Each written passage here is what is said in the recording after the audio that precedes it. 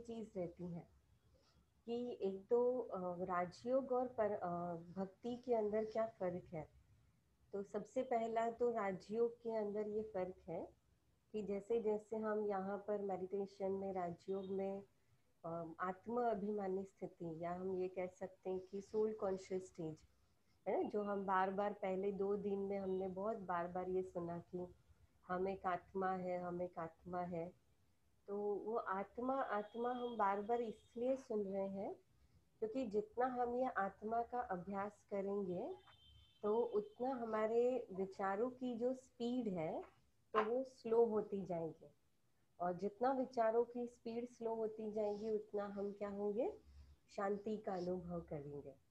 क्योंकि अब तक हमने देखा कि हम चाहे स्थूल रूप से या किसी भी रूप से जो आनंद लेते हैं, जो फील करते हैं, तो वो हमारा मन फील करता है।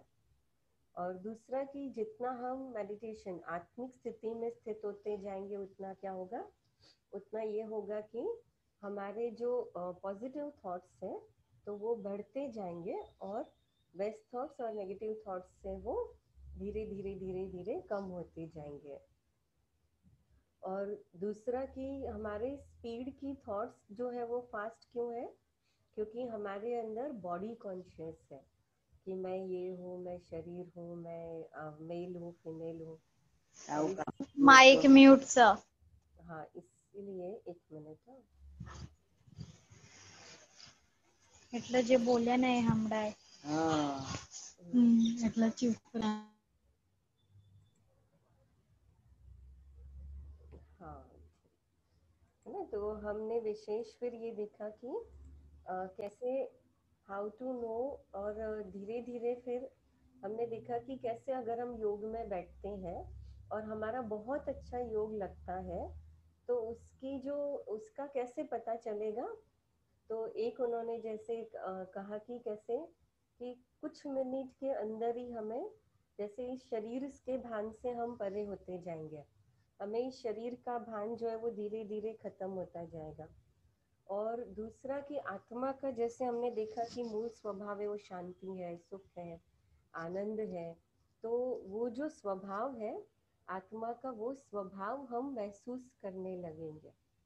और खास करके हमारा जो विजुअलाइजेशन है वो बहुत क्लियर तो हो ही जाएगा एकदम, लेकिन वो स्टॉप होकर के हम एक बहुत स्थिर अवस्था को अनुभव करेंगे कि मैं एक शांत स्वरूप आत्मा हूँ। और उन्होंने कुछ डिफरेंसेस बताए कि कैसे योग मेडिटेशन जो अभी हम कर रहे हैं वो और भक्ति योग, अब तक हम जो भक्ति वो करते हैं उसके अंदर क्या डिफरेंस है। तो कैसे कि अभी जो हम मेडिटेशन करते हैं और पहले जब हम भक्ति के अंदर करते थे तो वहाँ पर कहीं ना कहीं हम शरीर को याद करते थे, शरीर से ही जुड़े रहते थे, और शरीर से ही कार्मिक जो कर्म कांड आदि होता था वो करते थे, है ना, जैसे पूजा पाठ आदि है। और यहाँ पर योग के अंदर हम बार बार जैसे फर्स्ट डे से आत्मा को सुन रहे हैं, आत्मा को ही अनुभव कर रहे हैं, आत्मा के बारे में ही जान रहे हैं और महसूस करने की कोशिश कर रहे हैं। तो मेडिटेशन के अंदर मेन पार्ट है कि आत्मिक अनुभूति का है। दूसरा है कि जયારે भक्ति के अंदर हमने देखा कि परमात्मा को वहाँ पर वो कहते हैं कि भाई परमात्मा नाम रूप से न्यारा है, या तो दूसरी तरफ परमात्मा को कण कण में भी कह दिया। तो वहाँ पर परमात्मा में मन को एकाग्र करने के लिए बहुत सारे एस्पेक्ट है कि इसलिए जल्दी परमात्मा में मन को हम एकाग्र नहीं कर पाते। जबकि यहाँ पर हम देखते हैं कि परमात्मा को हम एक पॉइंट ऑफ लाइट के रूप में मानते हैं, और इसलिए बहुत सहज रीति से हम परमात्मा को याद कर सकते हैं, अपने मन को एकाग्र कर सकते हैं। यहाँ पर हम मेडिटेशन के अंदर हम शरीर को भूलने का प्रयास करते हैं, हम शरीर को भूलते हैं। और वहाँ पर है कि भाई भक्ति के अंदर क्या होता है कि कहीं ना कहीं हम शरीर के कांटेक्ट में आते हैं, तो शरीर के साथ साथ फिर कहीं ना कहीं जो विकार है, नेगेटिविटी है, तो उनसे भी हमारी आत्मा के अंदर शक्ति तो भरती नहीं है, लेकिन कहीं ना कहीं वो विकार जो है या बॉडी कॉन्शियस है वो हमारा बढ़ता है। और इस योग से जो है वो हमारी हैबिट, जो आदतें हैं या हम ये कहें संस्कार परिवर्तन हमारे होते हैं, क्योंकि ये मेडिटेशन है वो मन से जुड़ा हुआ है। और जैसे हमने आगे भी देखा था कि मन जो है वो कहीं ना कहीं मन ही हमारे विचारों से आगे धीरे धीरे हम होते होते मन बुद्धि और संस्कार बनते हैं। तो इसलिए संस्कार परिवर्तन होते हैं क्योंकि हमारे मन के विचार परिवर्तन होते हैं। तो वहां पर ये जो परिवर्तन है वो परिवर्तन की बात नहीं आती है। लेकिन फायदा ये होता है भक्ति के अंदर, अब तक जो हम भक्ति करते हैं उससे एक तो हमारी भावनाएं जो है वो दैवी भावनाएं हैं, जो देवी देवताओं के प्रति, तो वो एक तो भावना हमारी हमेशा बनी रहती है, बढ़ती है। तो एक वो है। और दूसरा है कि कहीं ना कहीं हम जितनी देर भक्ति करते हैं तो उतनी देर हम पाप करने से बच जाते हैं। और इसीलिए विशेष यहाँ पर हम देखते हैं कि एक चीज है कि पाप करने से बच तो जाते हैं, और लेकिन फर्क इतना है कि पाप कर्म विनाश नहीं होते हैं। और हमें सिर्फ मेडिटेशन जो है वो सिर्फ इसलिए नहीं सीखना है कि मेडिटेशन सिर्फ इसलिए नहीं सीखना है कि हम अपने अंदर या कोई पाप कर्म नहीं करें। मेडिटेशन हमें इसलिए सीखना है क्योंकि हमें अपने अंदर ये हो। श्रेया बहन, साउंड बहुत लो आ रहा है क्या?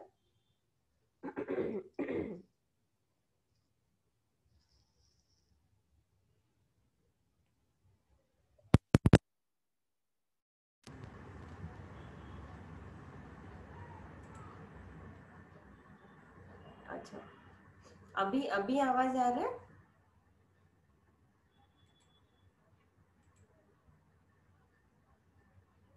हाँ, अभी आवाज आ रहा है अभी?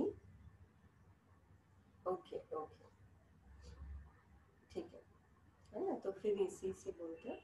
तो इसीलिए हमने जैसे देखा, अभी तक में देखा कि कैसे ये रिवीजन हमने देखा। चलो अभी हम एक छोटी सी एक्टिविटी करते हैं, और इस एक्टिविटी में हम ये करेंगे कि आप सब जो है वो कहीं ना कहीं ये ध्यान में रखें कि एक आप सब डायरी पेन लेकर के बैठे हैं ना? तो डायरी पेन के अंदर आप 3 सर्कल बनाए, है ना? और ये सोचिए कि जैसे 3 सर्कल जो है, तो वो 3 सर्कल के अंदर सबसे बीच में उससे बड़ा एक सर्कल और उससे बड़ा। अब ये 3 सर्कल में आप अपने जो क्लोजेस्ट व्यक्ति है, या जिसको, जैसे समझो आपके जीवन के अंदर कोई परिस्थिति आई, या अभी जैसे लॉकडाउन है, तो लॉकडाउन के साथ अ, भले बहुत सारे फायदे भी हमको हुए, लेकिन कहीं ना कहीं फायदों के साथ कहीं ना कोई सिचुएशन भी हमारे सामने आई। तो अब समझिए कि आपके घर में कोई परिस्थिति आई है, इकोनॉमिकल परिस्थिति है या किसी भी रीति से कोई सोशल परिस्थिति है, और उस परिस्थिति में अगर आपको किसी की मदद लेनी है, या आप लगते हो कि ये मेरे क्लोजेस्ट, मतलब मेरे जीवन के बहुत नजदीक के ये व्यक्ति हैं, और मुझे इनकी मदद हमेशा मिलेगी, कभी भी मैं कुछ भी करूँ तो मिलेगी। तो ऐसे 3 लोगों के नाम आप लिखिए। 3 लोगों के नाम आप लिखिए जो आप जो आपके सबसे क्लोजेस्ट है। आप स्क्रीन पर देख रहे हैं, 1 2 3। आपको लगता है कि भाई मुझे कुछ भी हो जाए तो ये जो व्यक्ति है, ये 3 लोग हैं, वो मेरे साथ हमेशा खड़े पाएंगे, है ना? हमेशा। फॉर एग्जाम्पल जैसे एक अगर मैं कहूँ, माँ पिता है, हमेशा हमको लगता है भाई कुछ भी हो जाए तो माँ बाप जरूर हमारे साथ रहेंगे। लिखे? सबने लिखे? सबने लिख लिए जी? कौन कौन से लिखे? कौन कौन से लिखे? 3 लोगों के। ब- एक बहन का नाम, भाई का नाम और एक बेटे का नाम। अच्छा, बहन का। बहन बहन, भाई बेटा, राइट। और बेटा। ओके, और किसने क्या क्या लिखा? और 3 नाम और किसी ने लिखे? यस, हाँ। सुवर्णा बहन husband, best friend. Okay. Mahesh भाई ने लिखे हैं हस्बैंड और भाई और बेस्ट फ्रेंड। ओके, अच्छा सॉरी, महेश भाई ने लिखा है मदर वाइफ और कजिन ब्रदर। ओके, और रीना मैंने लिखा है कि बाबा, हस्बैंड और मैं। Very good. तुलसा बेन, अच्छा, चलो मेरा अच्छा। बड़ा मेरा बड़ा जवाई हाँ सुवर्णा बेन, जी, बाबा। ओके। चलो बहुत अच्छा है ना। एक चीज है कि जैसे जनरली हम तो बाबा को जानते हैं या कहीं ना कहीं थोड़ा मानते हैं, इसलिए हमको बाबा याद आए। लेकिन नॉर्मली देखा गया है कि जब ऐसे व्यक्तियों को पूछा जाता है या दुनिया में जब पूछा जाता है, तो उन लोगों को बाबा या भगवान कभी पहले याद नहीं आता है ना। जैसे, और ये बहुत नेचुरल है और राइट है। जैसे अभी यहाँ पर भी जो जिन्होंने लिखा कि हस्बैंड है, भाई है, कजिन ब्रदर है, वाइफ है, तो दैट इज ट्रू, क्योंकि हम हमेशा उनको याद करते हैं। लेकिन कितनी वंडरफुल बात है कि हमारे जीवन के अंदर जब कोई परिस्थिति आती है, जब कोई समस्या आती है, तो उस समय के अंदर हम भगवान को कभी पहले याद नहीं करते हैं, हम कभी उनको नजदीक अनुभव नहीं करते। और जबकि हम प्रार्थना करते हैं तो हमेशा हम ये कहते हैं कि त्वमेव माता च पिता त्वमेव बंधु च सखा त्वमेव। तो सबसे ज्यादा परिस्थितियों के अंदर हम भगवान को याद करते नहीं हैं, लेकिन हम व्यक्तियों के पास पहले जाते हैं, और फिर उसके बाद जब कोई परिस्थिति आती है तो हमें भगवान याद आते हैं। आज हम एक बहुत सुंदर सीक्रेट देखेंगे, समय का सीक्रेट, स्वस्तिक का सीक्रेट, और उसके साथ साथ एक बहुत अच्छा साक्षी भाव देखेंगे। क्योंकि कहीं ना कहीं जो हमारे जीवन के अंदर जो सबसे ज्यादा थॉट्स चलते हैं, ये क्यों देखना है हमको, क्योंकि हमारे जीवन के अंदर जो सबसे ज्यादा थॉट्स चलते हैं, जैसे आपने भी अनुभव किया होगा कि जब कल भी राजीव भाई जब योग करा रहे थे, या अभी भी हमने पहले जब योग के अंदर ये जब अनुभूति की, तो जब भी हम मेडिटेशन के अंदर बैठते हैं या थोड़ा रिलैक्स होके बैठते हैं, तो कहीं ना कहीं हमारा जो मन है वो पास्ट की बातों में जल्दी जाता है, जो बातें, जो घटनाएं हो चुकी हैं। और आपने ये अनुभव किया होगा कि उन घटनाओं में भी हमारा जो मन है वो घटनाएं सबसे ज्यादा याद करता है, कि जो घटनाएं कहीं ना कहीं हमारे मन को इफेक्ट की होती हैं, कहीं दर्द मिला होता है। आप अगर ध्यान देंगे ना, तो कोई भी दुख की घटनाएं होगी, बहुत पिंच हुआ हो, तो वो घटनाएं ज्यादा इधर याद आती है।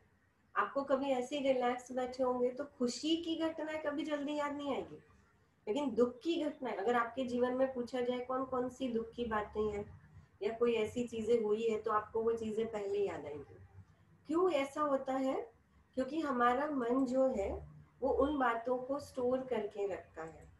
आज हम देखेंगे कि जीवन के अंदर एक हमारे पास हमारे साथ समय का चक्र भी चलता है, क्योंकि कहीं ना कहीं हमारी लाइफ के साथ साथ एक समय का चक्र भी घूम रहा है। और इसलिए अगर किसी को पूछा जाए ना जीवन काल मतलब क्या, तो कहते हैं जन्म से मृत्यु तक का सफर। लेकिन जन्म से मृत्यु तक के सफर में हमारे अंदर, हमारे साथ एक चीज आती है कि मृत्यु तक के जीवन के अंदर हमारे साथ ये भी आता है कि हम जो विशेष जो समय का चक्र है, माना पूरी दुनिया का साइकिल है, वो भी हमारे साथ घूमता है।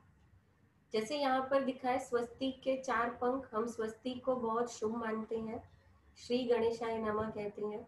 हम जब भी कोई नई शुरुआत करते हैं तो हम विशेष स्वस्तिक के साथ करते हैं और स्वस्तिक को ध्यान में रख करके करते हैं। आज अगर हमको ये पूछा जाए ना स्वस्तिक को शुभ क्यों मानते हैं या इसका इतना इम्पोर्टेंट क्यों है, तो आज हम वो नहीं जानते हैं ना। हमने जो आगे पहले सेकेंड डे थर्ड डे हमने जो बिल्ली वाली स्टोरी सुनी थी, कि कैसे बिल्ली वाली स्टोरी हो जाती है कि भाई जिन्होंने शुरू किया उन्होंने तो एग्जैक्ट भाव से किया, लेकिन हम कहीं ना कहीं उसको जस्ट फॉलो करते हैं। आज हम ये सीक्रेट देखेंगे कि स्वस्तिक का शुभ मानना और उसका हमारी लाइफ से क्या कनेक्शन है। दूसरा कि हम ये देखेंगे कि अभी दुनिया के अंदर कौन सा समय चल रहा है ना।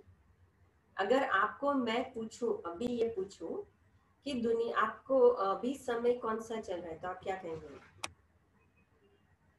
क्या कहेंगे? या अभी किसी को भी पूछा जाए दुनिया में कौन सा समय चल रहा है, तो क्या कहेंगे? यस, है ना, कलयुग कहेंगे। क्योंकि दुनिया में कई लोग तो कहते हैं भाई, जैसे शास्त्रों में भी, और खास करके तो अभी ये कहेंगे घोर कलयुग। अभी आजकल जो बीमारी चल रही है या दुनिया में, तो हम कहते हैं भाई घोर कलयुग चल रहा है। अच्छा, दूसरा अगर मैं क्वेश्चन पूछूं कि कलयुग और दूसरा समय क्यों हमने नहीं कहा, दूसरा युग क्यों नहीं कहा, है ना, क्योंकि हम कहीं ना कहीं ये अनुभव करते हैं कि ये जो समय चल रहा है इतना क्रिटिकल चल रहा है, दुनिया में जो इतने संबंध बिगड़े हैं, इतना जो दुनिया की हालत खराब है, प्रकृति के इतने प्रकोप है, ज्वालामुखी है या बारिश है, तो ये कहीं ना कहीं जो है एक हालात है वो अच्छे मतलब नई दुनिया के तो नहीं है, कलयुग ही कहेंगे। अगर हम इसको कलयुग कहते हैं तो कलयुग का हम इसको स्टार्टिंग कहें कि एंड कहें, है ना, ये भी प्रश्न उठता है। सेकेंड, उसके साथ कि अभी जो करंट सिचुएशन दुनिया की चल रही है, आज हम देखते हैं कि वो कैसी सिचुएशन है कि हर एक व्यक्ति के अंदर शांति तो है ही नहीं, लेकिन व्यक्ति के अंदर खुशी भी नहीं है। और इसीलिए हमको कहीं ना कहीं कभी ना कभी ये सोच चलती है कि आखिर ये दुनिया कहाँ तक जाएगी। अभी जो करंट सिचुएशन चल रही है कि दुनिया में इतनी मारामारी हो रही है, इतने वॉर की तैयारी हो रही है, दुनिया में इतने लड़ाई झगड़े हो रहे हैं, यहाँ तक कि दुनिया के अंदर इतनी जो बीमारियां फैल रही है, तो हम जरूर सोचने पर एक बार मजबूर हो जाते हैं कि आखिर ये कब तक चलने वाला है, या आखिर इसके बाद क्या होगा। अगर अभी ये दुनिया का हाल है तो आने वाला समय कितना भयानक हो सकता है, कि ये सिचुएशन धीरे धीरे और बढ़ती जा रही है। तो आज हम देखेंगे कि कैसे वास्तव में ये जो दुनिया है, तो इन सवालों के सवाल के जवाब अगर हम ढूंढने जाए, तो ये सवालों के सारे जो जवाब है वो इस स्वस्तिक के अंदर दिए हुए हैं। जैसे इस स्वस्तिक का पंख अगर आप देखोगे, जो स्वस्तिक के जो एक एक पंख है, फर्स्ट, सेकंड, थर्ड, फोर्थ, तो वो एक समय का सूचक बताते हैं, और इनके साथ कहीं ना कहीं हमारी आत्माओं की हिस्ट्री जुड़ी हुई है। और इसीलिए स्वस्तिक का जो पहला पंख है, जो सतयुग कहलाता है, स्वर्ग कहलाता है, वैकुंठ कहलाता है। और विशेष अगर हम देखें कि ये सतयुग की बात अगर हम करते हैं, तो सतयुग के अंदर सतयुग की विशेषता ये है कि यहाँ पर हम जब सतयुग के बारे में जानते हैं कि सतयुग की स्थिति के बारे में अगर याद करें, तो ये सतयुग शुरुआत है, सबसे पहली शुरुआत है। अच्छा, ये जो शुरुआत है, तो आपने देखा होगा कि इस चक्र को, इस पूरे समय के चक्र को हम अलग अलग रीति से कंपेयर कर सकते हैं। इस चक्र को हम दिन और रात के चक्र से कंपेयर कर सकते हैं, मनुष्य जीवन के चक्र से कंपेयर कर सकते हैं, मौसम के चक्र से कंपेयर कर सकते हैं। तो हर चक्र के अंदर आप देखेंगे कि हर चक्र की शुरुआत जो है वो बहुत परफेक्ट होती है, बहुत सुंदर होती है ना। आपने देखा होगा पूरे दिन के अंदर 24 घंटे में सबसे अच्छा समय सुबह का समय होता है। मनुष्य जीवन के चक्र के अंदर भी हमारा सबसे अच्छा समय हमने अनुभव किया कौन सा होता है ना, बिल्कुल न्यू बॉर्न बेबी वाला समय, कि वो छोटे बच्चे को आप देखो ना, बड़ा प्यारा लगता है वो। हम खुद भी कई बार महसूस करते हैं काश हम छोटे बच्चे ही रहे होते हैं, है ना, कभी बड़े ही नहीं हुए होते। तो बच्चे का समय वो कितना प्यारा लगता है, क्योंकि हर चक्र की जो शुरुआत है वो बहुत सुंदर होती है। इसी रूप में ये स्वस्तिक के अंदर जो सबसे पहला चरण है, जो सतयुग का चरण है, वो बहुत सुंदर है, इसलिए इसको सतयुग कहा जाता है। अच्छा, अगर हम इसको और थोड़ा सा जाने उसके पहले, अब तक हमने सतयुग के बारे में भी देखा है ना, ये तो अभी हम चलो यहाँ पर आए तो थोड़ी ये बातें सुन रहे हैं। लेकिन अब तक आपको क्या लगता है सतयुग माना क्या होगा? अब तक हमने देखा ना, सतयुग माना क्या होगा? क्या कहेंगे सतयुग कैसा होगा? कैसा होगा जनरली? जैसे मैंने जब ये पहली बार सुना तो अब तक हम ये मानते थे कि, जैसे मैं ही मानती थी कि सतयुग माना जहाँ पर वो जैसे हमेशा सीरियलों में दिखाते, पिक्चरों में, कि इंद्रदेव बैठे होते, रात दरबार लगी होती है, फिर वो अप्सराएं जो है वो डांस कर रही होती है ना? अब तक हमने देखा था कि भाई सतयुग जो है वो वैसा होता है ना, जैसे प्योर होता है, या ये तो है कि देवी देवताएं जैसे जहाँ रहते हैं।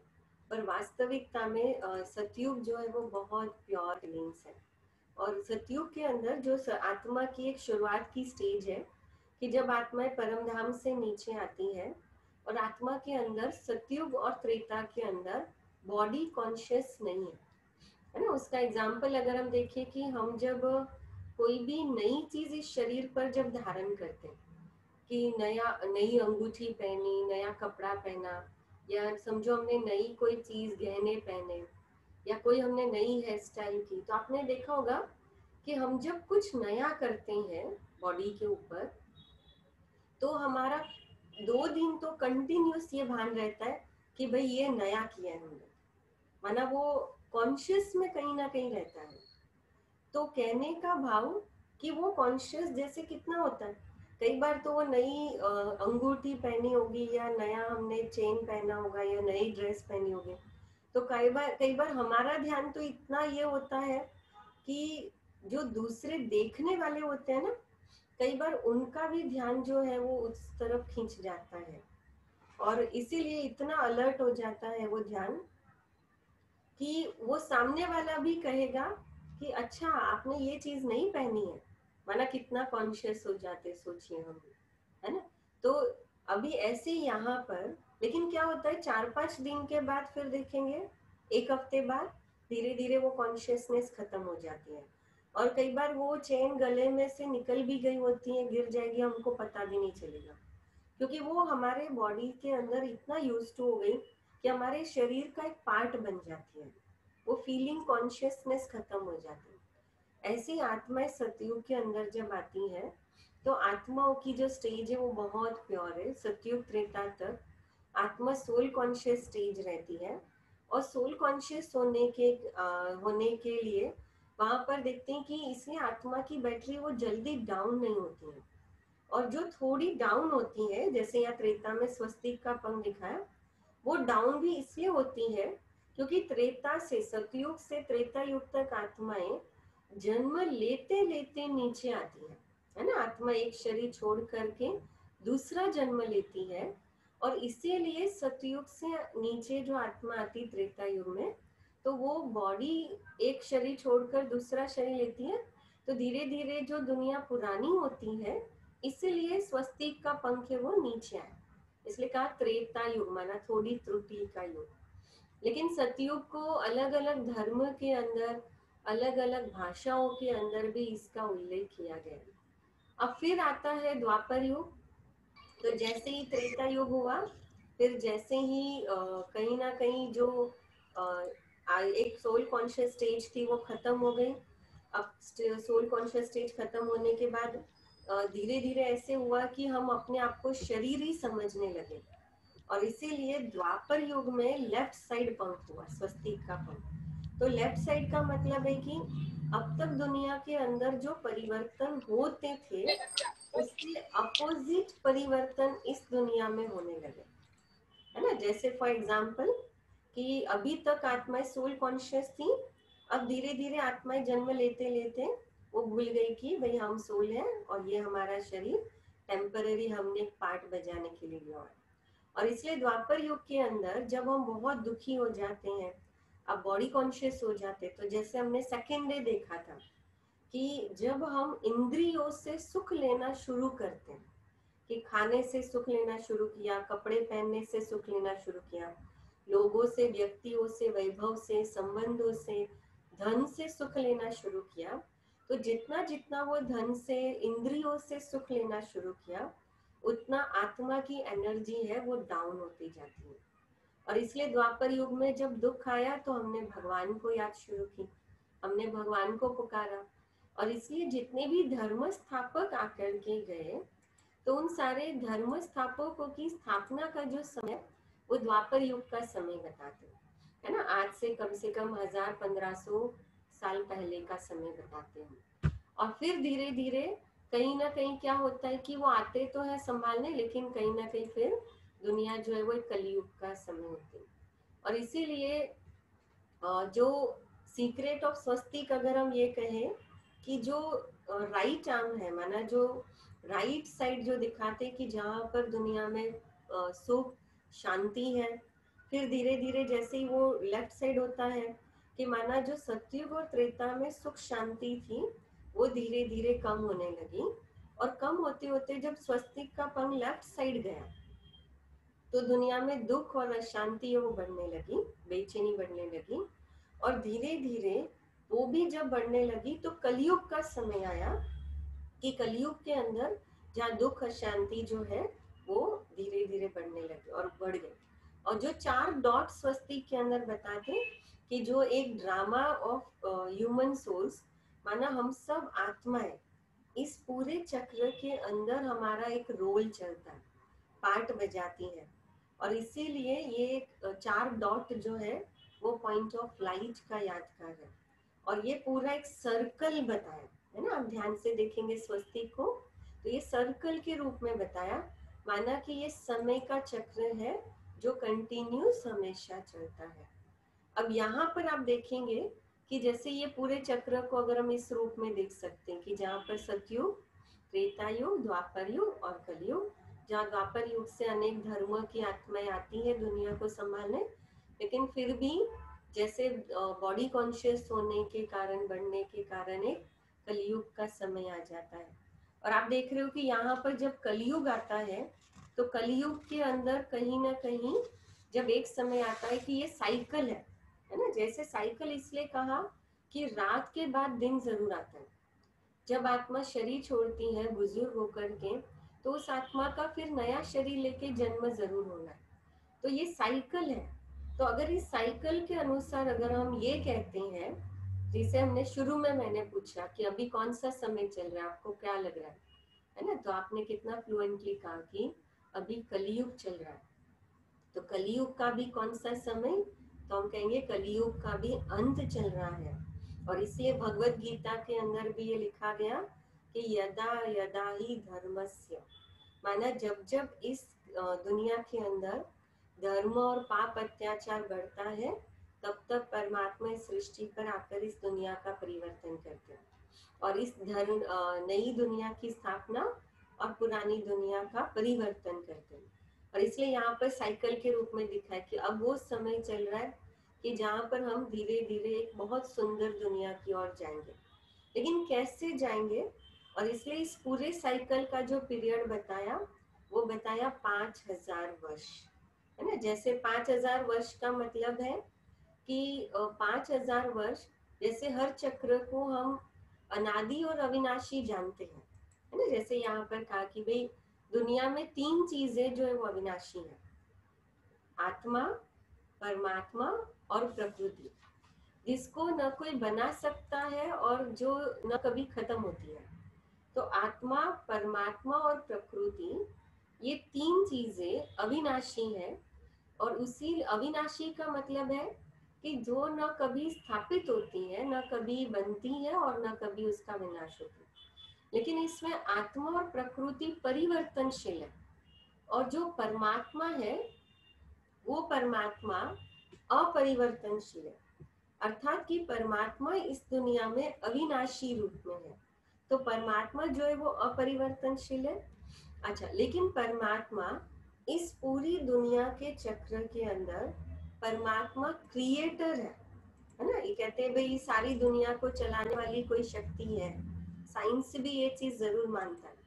तो उसका प्रूफ क्या है ना, कि भाई परमात्मा जो क्रिएटर है, उसका प्रूफ है कि अभी तक दुनिया के अंदर जितने भी धार्मिक आत्माएं आई, जितने भी धर्म के आत्माएं आई, तो उन सब धर्म की आत्माओं ने कहीं ना कहीं भगवान को, परमात्मा को एज अ पेरेंट्स के रूप में हमेशा उन्होंने कहा ना। जैसे बौद्ध धर्म के अंदर भी हम देखते हैं कि भाई उसमें उनका जो है बुद्ध, तो कहते हैं कि भाई उन्होंने भी एक पेड़ के नीचे बैठ करके उन्होंने ज्ञान प्राप्त किया, और उनके जो फॉलोअर्स है तो वो उनके पेरेंट्स को, भगवान को एक पिता के रूप में मानते हैं। जैसे क्राइस्ट में भी जैसे कहा कि भाई उन्होंने भी कहा कि I am the messenger of God, I am the son of God, तो उन्होंने भी कहा सन ऑफ गॉड, कि भाई हम परमात्मा के बच्चे हैं। यहाँ तक कि हिंदू धर्म के अंदर भी ब्राह्मणों को जो बहुत मानते हैं तो कहते भाई ये ब्रह्मा के बच्चे ब्राह्मण हैं। तो कहीं ना कहीं ये जो समय चल रहा है अभी, अगर हम देखें कि ये कलयुग रूपी रात चल रही है, तो इस कलयुग रूपी रात के बाद अब दिन शुरू होने वाला है। अगर इसको और थोड़ा क्लैरिफाई करें कि ये जो पूरा स्वस्तिक हमने देखा, इस पूरे स्वस्तिक को हम इस वर्ल्ड ड्रामा साइकिल ड्रामा के साथ हम कंपेयर करते हैं, मूवी के साथ, है ना। आप सब मूवी देखते हैं, अगर हम इसको मूवी के साथ कंपेयर करें तो कोई भी मूवी आप जब देखते हैं ना, तो उस मूवी के अंदर आप देखेंगे कि हर एक मूवी का एक सिमिलर कॉन्सेप्ट होता है, कि जो उसकी शुरुआत है वो शुरुआत उसकी बहुत सुंदर दिखाएंगे, फिर उसके अंदर एक हीरो होता है, फिर एक हीरोइन होती है, हीरो एक्टर होता है, हीरो हीरोइन होते हैं, और वो पूरी स्टोरी उनके आसपास घूमती है। फिर आधा समय हो जाता है, उसके बाद विलन की एंट्री होती है। फिर विलन की एंट्री होने के बाद फिर क्या होता है कि उसमें कोई मेन कैरेक्टर आता है कि जो धीरे धीरे सारी बातों को ठीक करता है। और देखते हैं कि कैसे वो जो ड्रामा होता है उसका ड्यूरेशन है वो 3 घंटा होता है। और वैसे ही अगर हम इस पूरे ड्रामा को अगर हम मूवी के साथ कंपेयर करें, तो ये जैसे यहाँ आप बहुत सुंदर जैसे ये चार्ट देख रहे हो कि जैसे वो मूवी का, जैसे ये ड्रामा का पूरा जो टाइम है वो 5,000 वर्ष है। तो जैसे वहां मूवी का जो टाइम होता है वो 2.5 से 3 घंटे तक का ड्यूरेशन होता है। जैसे वहाँ एक्टर होते हैं, इंसान जो है वो एक्टिंग करते हैं, एक्टर होते हैं, हीरो हीरोइन करते, पार्ट बजाते। तो यहाँ पर इस ड्रामा के अंदर हम सब आत्माएं जो है वो एक एक्टर है। अच्छा, वहाँ हीरो हीरोइन होते हैं, यहाँ पर है ना सतयुग त्रेता के अंदर, फिर त्रेता युग के अंदर जैसे लक्ष्मी नारायण का पार्ट है, श्री राम और सीता का पार्ट है, तो ये हमारे मेन हीरो हीरोइन है। अच्छा, जैसे वहां पर विलन होता है ना, वहां पर विलन जो शुरुआत से नहीं आता है, जो आधी मूवी के बाद, शुरुआत में जब थोड़ी स्टोरी स्टार्ट हो जाती है फिर उसके बाद विलन आता है, जो विलन गड़बड़ करना शुरू करता है या थोड़ा दुख देना शुरू करता है ना। तो ऐसे यहाँ पर विलन जो है वो कौन है, तो वो ऑफकोर्स रावण है, माया है, कि जो द्वापर युग से बॉडी कॉन्शियस के साथ आते हैं, कि माना काम, क्रोध, लोभ, मोह, अहंकार, ये विलन है ना। जैसे वहां पर वो मूवी जो है वो कैसे, वो जैसे थिएटर में जो देखते हैं हम लोग, तो यहाँ पर ये मूवी जो है वो, जैसे हम यहाँ पर ये भारत के ऊपर ये सारी एक मूवी जो है वो बनी हुई है, और जहाँ पर हम सब एक भारत से कनेक्टेड है, भारतीय तो है ही, लेकिन सारे धर्म की आत्माएं जो है वो जैसे कि भारत से रिलेटेड है, भारत के शास्त्र और आदि से।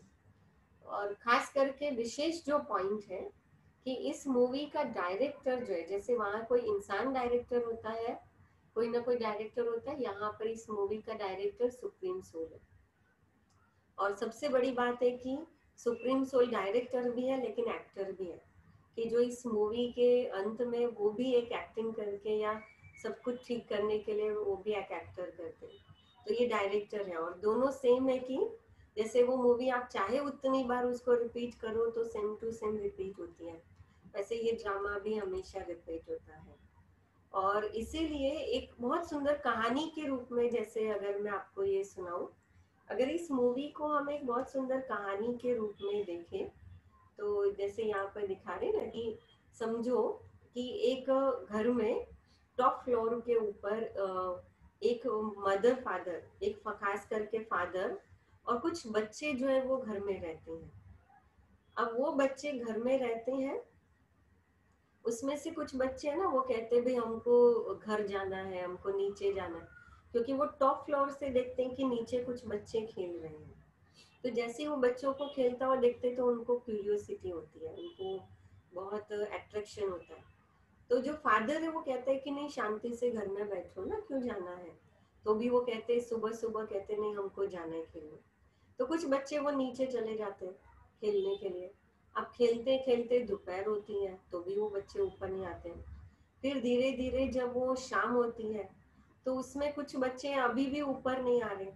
तो जो फादर के साथ कुछ बच्चे घर में, तो फादर उनको कहता है कि भाई तुम नीचे जाओ और जाकर के जो बच्चे अभी सुबह से खेलने के लिए गए हैं तुम उनको शांति से ऊपर लेकर के आओ। तो जब वो बच्चे दूसरे नीचे जाते हैं, लेकिन नीचे इतना सुंदर वो खेल चल रहा होता है, गेम चल रही होती कि वो बच्चे भी क्या होता है कि उनको बुलाने तो गए लेकिन वो भी नीचे उनके साथ खेलने लगते हैं। और फिर धीरे धीरे खेलते खेलते रात हो जाती है। और जब रात होती है तो वो फादर क्या करेगा, आप उनकी जगह हो तो क्या करोगे, है ना। एक बच्चा नीचे खेलने गया, शाम को दूसरा बच्चा भी खेलने गया, और अभी रात हो गई और अभी तक घर पे नहीं आए, तो आप क्या करेंगे, है ना। अब हम किसी को नहीं भेजेंगे। तो अब वो फादर क्या करेंगे या वो माँ क्या करेगी, अब वो खुद नीचे जाएगी और नीचे जाकर के वो बच्चा जो भी खेल रहा होगा, बच्चे जो भी कर रहे होंगे, उनको मार से या प्यार से वो क्या करेगी, है ना, वो माँ या फादर है वो बच्चों को घर लेकर आएंगे वापस। और फिर घर लाकर क्या करेंगे, अब सुबह से गए थे रात को लेकर आए तो पहले उनको स्नान आदि कराएंगे और स्नान आदि करा के फिर उनको खिलाएंगे और खिला के फिर उसको सुला देंगे। अच्छा, अब वो जब बच्चे बहुत प्यार से सो जाएंगे और वो बच्चे जब बहुत थक गए और उसमें थोड़ा चोट वोट भी लग गई, थोड़ा कंप्लेन भी कर रहे, देखो उसने ऐसा किया था, उसने ऐसा किया। तो जब माँ और फादर, माँ जब कहती है, फादर कहते हैं ना भाई अब देखो कल तू बिल्कुल नहीं जाना, तो वो बच्चा भी कहता है हाँ मैं कल अभी जाऊंगा नहीं, उसके साथ कभी नहीं खेलूंगा। और फिर क्या होता है, फिर दूसरे दिन बच्चे उठेंगे और फिर वो जब जैसे देखेंगे नीचे बच्चे खेल रहे तो वो कहेगा फिर मुझे नीचे जाना, है ना। तो सेम स्टोरी वो नेक्स्ट डे फिर रिपीट होगी। तो अगर इस स्टोरी को, अगर हम इस स्टोरी को अगर देखेंगे तो इस स्टोरी में जो डैड है, मतलब माता पिता है, वो भगवान है, कि जो भगवान के साथ हम परम धाम में बहुत प्यार से रहते थे। स्वीट चिल्ड्रन है माना रिलीजियस, माना फादर। तो स्वीट चिल्ड्रन जो है तो वो हमारे रिलीजियस, जो उस भगवान के साथ घर पे ही थे, लेकिन भगवान ने जिनको शाम को भेजा कि भाई थोड़ा जाओ, वो बच्चे चिल्ला रहे हैं, क्यों ये कर रहे हैं, तो वो रिलीजियस फादर, धर्म पिता है। कि जैसे जीसस क्राइस्ट आए, गौतम बुद्ध आए, उन्होंने आकर के मानव कल्याण को एक नई राह दिखाई। उन्होंने धर्म के साथ साथ उन्होंने लोगों को संभालने के लिए, अपने आप को संभालने के लिए उन्होंने क्या किया कि उन्होंने अलग अलग प्रकार के गुणों की स्थापना की। जैसे जीसस क्राइस्ट ने प्यार और सत्य की बात कही, गौतम बुद्ध ने अहिंसा और दया की बात कही। अच्छा, वो आफ्टरनून जो था वो द्वापर युग था, कि जब द्वापर युग में परमात्मा ने वो धर्मात्माओं को नीचे भेजा, और जब वो रात थी वो कलयुग थी, कि जब सुबह से गए हुए बच्चे, क्योंकि इस पूरी ड्रामा का एक लॉ है, और वो एक लॉ ये है कि इस बार इसके अंदर जो एक बार आ जाता है वो वापस कभी वापस दूसरी बार नहीं जाता है, जब तक ये ड्रामा पूरा कंप्लीट नहीं होता। तो इसीलिए रात को जब कलयुग के अंदर जब परमात्मा हम बच्चों को लेने के लिए आते हैं, तो परमात्मा जब लेने आते हैं तो क्या करता है परमात्मा, हमको पहले समय के बारे में बताता है, हमारे माइंड को, हमारी बुद्धि को क्लीन करता है, ये ज्ञान हमको देता है। और ज्ञान दे करके भगवान हमारी आत्मा को वापस ले जाने आए। अर्थात कि सबसे पहले तो वो जो मैल है, जैसे स्नान करते हैं ना तो क्या होता है कि शरीर से जो मैल आदि होती है उसको धो देते हैं, मैल को खत्म कर देते हैं, तो हमको अच्छा लगता है। कई बार आपने देखा होगा बहुत थक जाते हैं तो थोड़ी देर के लिए भी अगर हम स्नान भी कर लेते हैं ना, फ्रेश हो जाते हैं। तो अर्थात परमात्मा इसका रोज हमें ज्ञान स्नान कराता है, और मेडिटेशन हमारा रेस्ट टाइम है, क्योंकि परमात्मा हम आत्माओं को हमारे पाप कर्मों को विनाश करके हमें इस दुनिया से वापस ले जाना है। और इसलिए भगवत गीता के अंदर भी कहा, यदा यदा ही धर्मस्य ग्लानिर्भवति भारत अद्भुत ध्यानम अधर्मस्य तदास्मानम सृजाम्यहम्। अर्थात कि परमात्मा इस सृष्टि पर आता है अधर्म का विनाश और धर्म की स्थापना करने। अच्छा, तो ये पूरे साइकिल का मेडिटेशन से क्या रिलेशन है ना? ये पूरे साइकिल को क्यों हमने देखा? तो अब हम मेन लास्ट पार्ट पे आते हैं, जो बहुत सीक्रेट है और बहुत अच्छा है, बहुत पावरफुल है, बहुत सुंदर है। कि ये क्यों हमने देखा? क्योंकि हमारे मन के अंदर जो अलग अलग स्टोरी आती है, हमेशा अलग अलग जो बातें आती हैं कि मेरे जीवन में ऐसा क्यों हुआ, मेरे साथ ही ऐसा क्यों हुआ, उसका जो कारण है, वो कारण हम जब तक समझेंगे नहीं, तब तक हम अपने मन को शांत नहीं कर सकते हैं।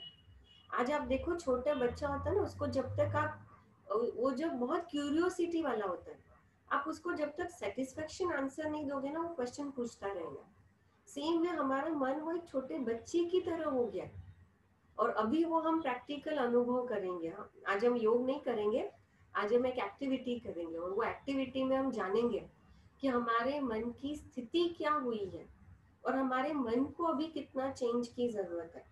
तो ये पूरा साइकिल हमने इसलिए समझा, इसलिए देखा, क्योंकि हमको ये अभी देखना है कि हमारे मन की स्थिति क्या है। और आगे जाकर के ये साइकिल आपको इसलिए मदद करेगा, जब हमें अपने मन के अंदर जो विचार उत्पन्न होते हैं, जो नेगेटिव थॉट्स, जो वेस्ट थॉट्स उत्पन्न होते हैं, या हमारे पास्ट के जो फोल्डर्स बार बार हमारे मन के अंदर खुल जाते हैं, वो पास्ट के फोल्डर है, दुखों के फोल्डर है, नेगेटिविटी के फोल्डर है।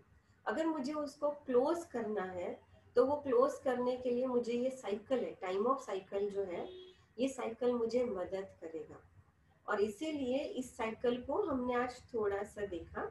अच्छा, ये साइकिल के अंदर एक सबसे बेस्ट पार्ट ये है कि ये साइकिल का मेन लॉजिक ये है कि हमें एक्सेप्ट करना है कि जो हुआ अच्छा हुआ, जो हो रहा है अच्छा हो रहा है, और जो होगा बहुत अच्छा होगा। इसलिए आप सबने एक स्टोरी सुनी होगी ना, एक राजा और मंत्री की स्टोरी। कई बार एक अकबर और बीरबल की स्टोरी बताते हैं, तो मैं बहुत शॉर्टली ये स्टोरी लेती हूँ, क्योंकि अभी हम एक्टिविटी करेंगे। कि आपने वैसे सुनी भी होगी, कहते हैं कि एक राजा और मंत्री जंगल में शिकार करने की तैयारी कर रहे थे, और जब वो तैयारी कर रहे थे तो उस समय अचानक उनका जो अंगूठा है वो कट जाता है, राजा का अंगूठा, या कई बार कहते हैं जैसे अकबर का अंगूठा कट जाता है। तो जो मंत्री है वो बहुत सहज भाव से कहता है कि भाई चलो छोड़िए महाराज, जो हुआ अच्छा हुआ, है ना, कोई बात नहीं, शिकार के लिए लेट हो रहे, चलो हम चलते। तो वो जो राजा, उसको गुस्सा आता है कि ऐसा कैसे कहता है ना, जो हुआ अच्छा हुआ। उसको बड़ा गुस्सा आता है और वो उसको कारागार में बंद करवा देता है, जेल में। और फिर राजा अकेला शिकार पे जाता है, और आदिवासियों के एरिया में ऐसे भटकते भटकते पहुंच जाता है, जहाँ पर आदिवासियों का कोई स्पेशल दिन होता है, और वो बलि के लिए, कोई नर बलि चढ़ाने के लिए कोई मनुष्य ढूंढ रहे होते हैं, और उनको ये राजा मिल जाता है। और जैसे ही राजा को पकड़ कर लेके जाते हैं और उनको बस वो गला काटने जाते हैं, तो उनका पंडित है ना, वो देखता है कि उसका अंगूठा कटा हुआ है। तो तुरंत वो जो पंडित है वो कहता है कि ये बलि नहीं चढ़ सकता, क्योंकि इसका अंगूठा कटा हुआ है। क्यों? तो कहते हैं कि भाई ये खंडित बलि है ना, जैसे खंडित मूर्ति की कभी पूजा नहीं होती। और वो क्या करते हैं कि तुरंत वो राजा को या अकबर को छोड़ देते हैं। तो जब वो राजा वापस आ रहा होता है, तो राजा को याद आता है कि मैंने मंत्री को बहुत कुछ सुना, और मंत्री ने कहा था जो हुआ अच्छा हुआ, कि ये अंगूठा नहीं कटा होता तो शायद आज मैं जिंदा नहीं होता। तो जब वो वापस आता है और वापस आकर के कहता है कि भाई मैंने तुमको बहुत बुरा भला कहा, मुझे माफ कर दो। तो उस समय जो मंत्री है वो भी यही कहता है, कहते हैं कि मैं अभी भी महाराज आपको यही कहता हूँ, आपको अभी भी माफी मांगने की जरूरत नहीं है। क्यों? तो कहते हैं कि भाई अगर आप मुझे जेल में बंद नहीं करते क्रोधित होके, तो फिर मैं आपके साथ होता, है ना, तो आप तो खंडित बलि होके बच जाते, लेकिन मैं कहाँ जाता। तो कहने का भाव जो है कि कहीं ना कहीं वो राजा जैसे कि तब समझ में आया कि जो होता है अच्छे के लिए होता है। तो कई बार सिचुएशन ऐसी होती है कि हमें थोड़ा सहन करना पड़ता है, कई बार त्याग करना पड़ता है, लेकिन उस सिचुएशन के अंदर कई बार हमको समझ में नहीं आता है। अच्छा, लेकिन कहीं ना कहीं समय के हिसाब से जो होता है वो अच्छे के लिए होता है। अच्छा, अच्छा, अभी इसीलिए अगर हम अभी देखेंगे तो और ये विशेष ये बात है कि कोई भी सिचुएशन के अंदर हमेशा दोनों पहलू होते हैं। अगर मैं उसमें अच्छा देखूंगी तो मुझे अच्छा नजर आएगा, और कई बार अच्छा समझने के लिए भी थोड़ा वक्त देने की जरूरत पड़ती है। जैसे राजा है, राजा को ये चीज तब समझ में आई जब वो सिचुएशन उसके ऊपर आई, और उसके अंदर तब उसको समझ में आया कि नहीं, जो हुआ वो अच्छा हुआ। और मंत्री को उस सिचुएशन का रीजन पहले से पता है कि चलो जो होता है अच्छा होता है, इसलिए मंत्री के अंदर वो क्रोधित होना, कारागार में डालना, उसके लिए वो कई बार अपने मन को लेके थोड़ा निश्चिंत था, या मन को स्टेबल था वो, क्योंकि वो इस चीज को एक्सेप्ट कर रहा था। हमें वही चीज सीखनी है, और इसीलिए आज हम एक एक्टिविटी करेंगे। आज हम योग में बैठेंगे, अभी हम एक एक्टिविटी करेंगे। हम विशेष 10 मिनट बैठेंगे, मैं 10 मिनट मेडिटेशन में करेंगे, और 10 मिनट 10-12 मिनट मैं यहाँ पर एक आत्मा का पिक्चर रखूंगी, है ना, कि जिसमें लिखा भी होगा कि मैं आत्मा हूँ। आप उस आत्मा के चित्र को सामने रखेंगे, आप आंखें बंद भी कर दें और या आंखें खोल करके भी उसको देखेंगे, लेकिन ये हमारा टारगेट है कि उसके सिवाय कोई चीज याद नहीं आनी चाहिए। ये हम प्रैक्टिस करेंगे तो ये ध्यान हमें रखना है। हम जब भी फ्री होते हैं ना, तो मन जो है वो ऑलवेज स्टोरी क्रिएट करता है, कोई ना कोई। जैसे यहाँ पर एक स्टोरी दी है कि समझो अभी आप मेडिटेशन में बैठे हो, है ना, जैसे अभी हम यहाँ पर समझो मेडिटेशन या ये कोर्स अच्छे से सुने, समझो किसी के अनम्यूट होकर के कोई बोलना शुरू कर देता है, और वो आवाज हम सारे 30 लोगों को सुनाई देती है, और वो जो बोलना शुरू करता है या उसमें कोई रिंग बजना शुरू हो जाती है, तो हम सबके मन में अलग अलग विचार आएंगे। कोई कहेगा कि अरे क्या इनको समझ में भी नहीं आता, इनको बंद करना चाहिए, अनम्यूट करना चाहिए। कई बार ऐसा होगा, कहीं हम सोचेंगे या उनकी रिंग बजी, मोबाइल की रिंग किसी की सुनाई दी, या समझो मेरी यहाँ पे मोबाइल की रिंग आपको सुनाई दे, तो मोबाइल की रिंग सुनते ही आपको कई मैंने अपने मोबाइल का बिल याद आ जाएगा, या घर में कोई मोबाइल से रिलेटेड कोई काम है, या फिर फोन से रिलेटेड कोई काम है तो याद आ जाएगा। फिर धीरे धीरे याद आ जाएगा, अरे मुझे वो बिल पे करना है, वो बाकी रह गया। तो माना क्या हो रहा था, क्या हुआ, ये तो जैसे एग्जांपल दिया कि मोबाइल की रिंग बजी, उससे हमारे अंदर एक तुरंत मन रिएक्ट करता है कि भाई क्या इतना भी समझ नहीं है, भाई मोबाइल को शांत रखना चाहिए।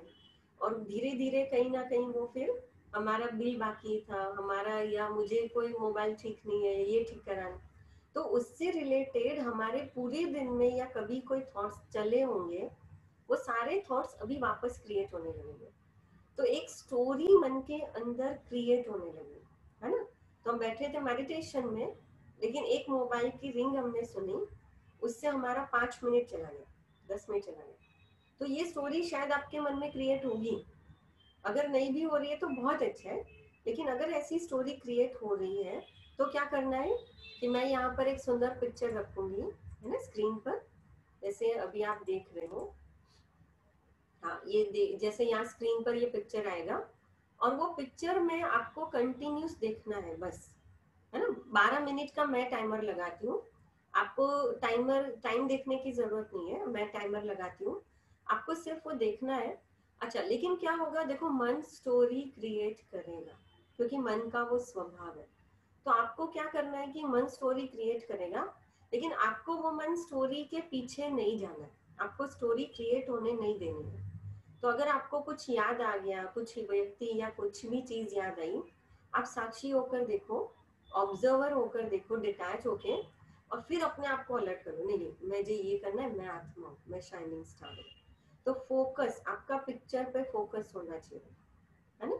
और इसका हमने क्यों देखा, हम इसका रीजन जो है तो अभी हम वो देखेंगे, है ना। तो जो भी स्टोरी आएगी क्रिएट होगी, माइंड स्टोरी क्रिएट करेगा ही, लेकिन हमको उसके पीछे नहीं जाना है, लेकिन हमको फिर से माइंड को वापस लेके आना है, और हमें फिर से पिक्चर के ऊपर लाना है। ठीक है, ये क्लियर है सबको, है ना। तो अभी 10 मिनट के लिए मैं टाइमर लगाती हूँ, आप जो भी कार्य कर रहे हो, बहुत इंटरेस्टिंग है ये, क्योंकि अभी हमारा आने वाला जो नेक्स्ट चलने वाला है, जो कंटिन्यूस जो भी चैप्टर हमारे चलेंगे वो इसी के ऊपर कंटिन्यू चलेंगे, मेडिटेशन से रिलेटेड है ये। तो इसीलिए अभी आपका खुद का ही अनुभव करना बहुत जरूरी है ना। तो ओके, मैं टाइमर लगाती हूँ, है ना। अभी हमारे पास टाइम होगा। ओके, चलिए। और मैं स्क्रीन पर ये पिक्चर रख रही हूँ। मैं आत्मा हूँ। स्क्रीन पर आपको पिक्चर दिखाई दे रहा है। मैं 10 मिनट का टाइमर लगा रही हूँ। आप अलर्ट हो जाए और बिल्कुल साइलेंस में मैं ओम शांति कहूंगी, तभी आप, है ना, नॉर्मल होंगे। लेकिन तब तक एक ही संकल्प, मन को एक ही संकल्प में टिकाना है, मैं आत्मा हूँ। और ये जो बीच में पॉइंट देख रहे हैं उस पॉइंट पे बस।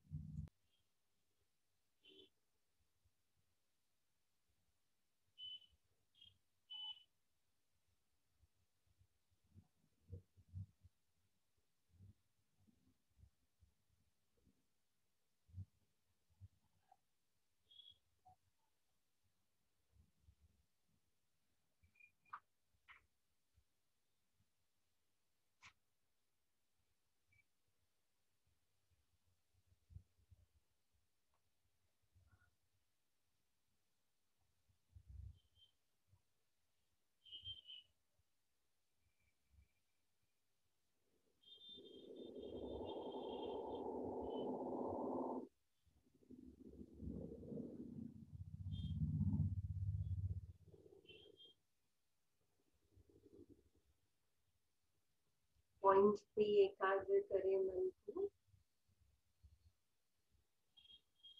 अगर मन कहीं इधर उधर भाग रहा है तो खुद से लेकर जाए।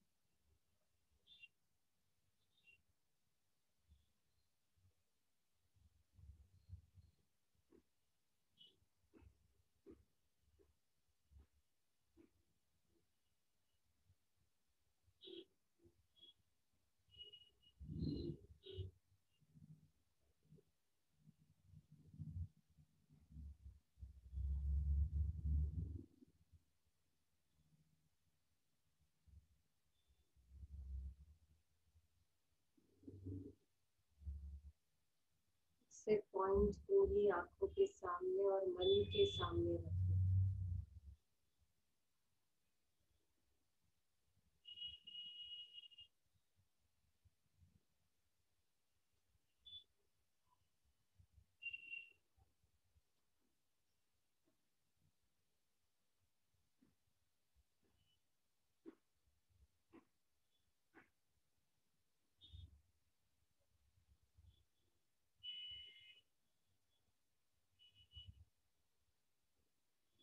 और साक्षी होके बस मन को ऑब्जर्व करें।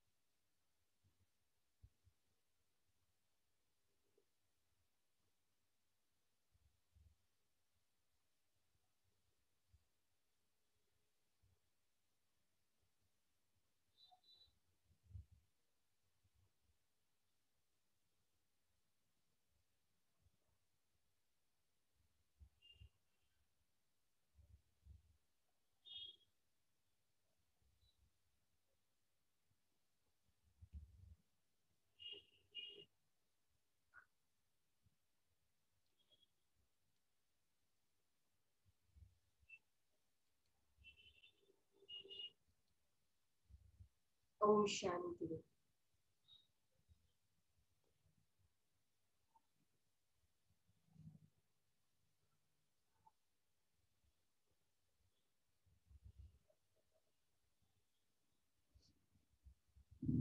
सबने अनुभव किया है ना?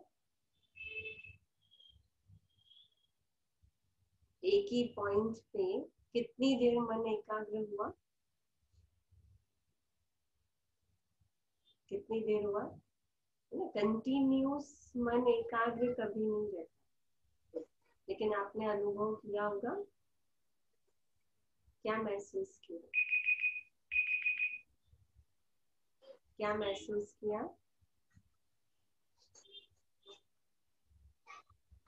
है ना? कुछ सेकंड के बाद या कुछ मिनट के बाद आपने देखा होगा कि मन के अंदर स्टोरी क्रिएट होने लगी होगी, है ना? मन आसपास जो चीजें हो रही है तो उसके ऊपर ध्यान जाने लगा होगा। कुछ नहीं तो घड़ी की आवाज सुनाई दे रही होगी, आसपास जो कुछ सुनाई दे रही है, मन उसके ऊपर जा रहा है ना? हुआ, ऐसा हुआ? हम कोशिश कर रहे हैं कि हम पॉइंट पर मन को एकाग्र करें, लेकिन हमारा मन क्या कर रहा था? हमारा मन क्या कर रहा था? हाँ, कुछ जो आवाजें सुनाई दे रही उसके पीछे भाग रहा है, या कुछ और जो दूसरे काम हमने सोचे वो याद आ रहा है। तो माना ये जो रिजल्ट थी इसकी, ये था कि जैसे कि अभी हमने जो किया, या तो कई लोगों को ये बोरिंग लगा होगा कि भाई ये क्या हो रहा है ना? कि भाई ये इतनी देर ऐसे ही बिल्कुल साइलेंस में बिठा दिया कुछ लोग। कई जो है वो रेस्टलेस हो रहे होंगे कि भाई बेचैनी कि भाई ये क्या करा रही दीदी, है ना? ऐसा क्या है, कुछ नहीं हो रहा है। और शायद कईयों को नींद भी आने लगी होगी, अनुभव किया होगा, है ना? है ना? कईयों को नींद आने लगी, कईयों को मन दूसरी जगह बार बार भागना। मन में काम की भी याद आती है। जी, काम की भी याद आती है। अभी शाम का समय है तो मन भागता है क्या बनाए। तो माना कहीं ना कहीं हमने देखा कि जो माना ये एक प्रैक्टिकल अनुभव था कि अभी मेरे मन की हालत क्या हो गई है, उसके हिसाब से, है ना? सोच सकते हैं कि मेरे मन की स्थिति क्या हो गई है कि इतनी देर भी हम शांति से मन को बिठा नहीं पा रहे। नहीं पाते। अब ये क्यों हो रहा है? तो इसका जो ये है, हम वो कल देखेंगे कि भाई ऐसा क्यों हो रहा है। और मन के अंदर जो अलग अलग स्टोरी तैयार होती है, मन अलग अलग चीजों के पीछे या कहानियों के पीछे भाग रहा था, है ना? तो उसको हम कैसे ये करें? जैसे अभी कईयों ने लिखा, महेश भाई वादी ना, कि भाई कईयों को थोड़ा नींद का ये लगने लगा 5 मिनट के अंदर ही। तो माना कि हमारा मन इतना थका हुआ है, दैट इज अ प्रूफ कि हमारा मन इतना थका हुआ है, या हमारा मन इतना बेचैन है कि एक जगह नहीं स्थिर हो पाता। तो अब ये क्यों है और इसको हम कैसे सॉल्व करें, तो ये हम कल देखेंगे। तो इसका जो आज का होमवर्क है, अभी हमने जो ये 10-15 मिनट 12-13 मिनट जो ये प्रैक्टिस की, आपको ये प्रैक्टिस कल पूरे दिन में बार बार करनी है ना? मैक्सिमम आप कम से कम 1-2 बार तो करो, ट्राई करो बैठ करके। और ये करना है कि ऑब्जर्व करो कि मेरा मन किसके पीछे भाग रहा है, लेकिन मुझे उसके पीछे नहीं जाना, मतलब स्टोरी क्रिएट नहीं होने देनी। मुझे सामने कोई फोकस रखना है, पॉइंट फोकस रखना है, और जैसे ही मन कहीं भाग रहा हो आप वापस उसको फोकस पे लेके, है ना? इसका सॉल्यूशन क्यों हो रहा है, कैसे करेंगे वो हम देखेंगे। ओके, ओम शांति।